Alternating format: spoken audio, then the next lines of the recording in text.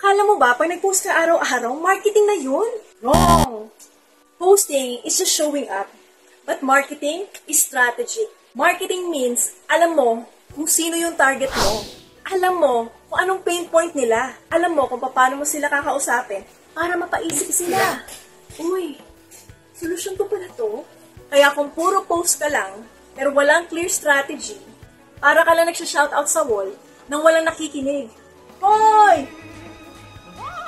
Successful entrepreneurs don't just post. They position themselves. Yun yung ginagawa namin sa affiliate marketing. May system, may guide, may training. Hindi ka nanguhula lang. Kaya tanong ko sa'yo, gusto mo bang mag-post lang na walang direksyon? Or gusto mo matutunan kung paano talaga mag-market online? Kung curious ka, paano namin ito ginagawa? Comment how.